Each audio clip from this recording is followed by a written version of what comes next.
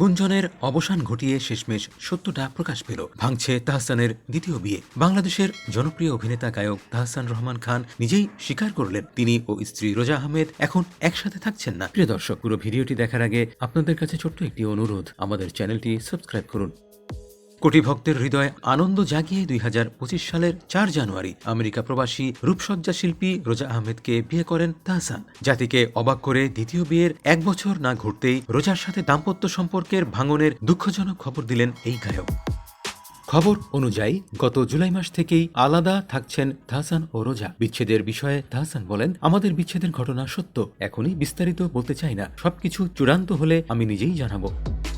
মানসিকভাবে বিপর্যস্ত এই গায়ক এখন কঠিন সময় পার করছেন। জানালেন, শীঘ্রই আসতে পারে আনুষ্ঠানিক বিচ্ছেদের ঘোষণা। উল্লেখ্য, তাহসানের প্রথম স্ত্রী অভিনেত্রী রাফিয়াত রশিদ মিথিলা বিয়ের 11 বছর পরে বিচ্ছেদ হয় তাঁদের। পরবর্তীতে মিথিলাও দ্বিতীয় বিয়ে করেছেন ভারতীয় পরিচালক সৃজিত মুখোপাধ্যায়কে। একদিকে মিথিলা সৃজিতের অদ্ভুত সম্পর্ক নিয়ে প্রায় চর্চা হয়, অন্যদিকে তাহসানের দ্বিতীয় বিয়েও ভাঙল। এসব কিসের ইঙ্গিত? প্রিয় দর্শক, আপনি কি মনে করেন? তাহসান রোজার বৈবাহিক সম্পর্ক ভাঙার আসল কারণ কি?